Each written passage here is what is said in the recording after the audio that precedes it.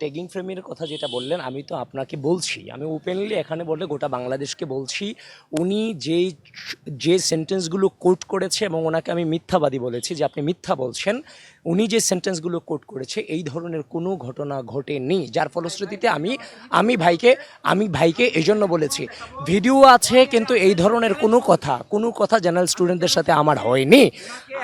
ইয়ামিন, আপনার বক্তব্য শুনবো। আপনার বক্তব্য, আপনার কাছে আসছি আমি। উনি যেটা বলছেন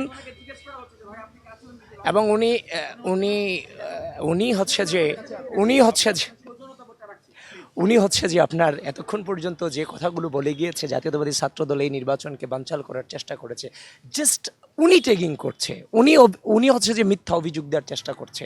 আমি বারবার একটা কথাই বলছি, জাতীয়তাবাদী ছাত্রদল প্যানেল ঘোষণার পরে যেভাবে এই প্যানেল গোটা বাংলাদেশকে চমক দেখিয়েছে, ঢাকা বিশ্ববিদ্যালয়ের শিক্ষার্থীদেরকে যেভাবে চমক দেখিয়েছে একের পর এক, সেই চমককে রাজনৈতিকভাবে মোকাবেলা করতে ব্যর্থ হয়ে বারবার শুধু একটা কথাই বলা হয়, জাতীয়তাবাদী ছাত্রদল ডাকসু চায় না। আরে ছাত্রদল যদি ডাকসু চায় না, তাহলে জাতীয়তাবাদী ছাত্রদলের অবস্থান কিভাবে হলো ঢাকা বিশ্ববিদ্যালয়ের মাটিতে? আমরা কেন ভয় পাবো?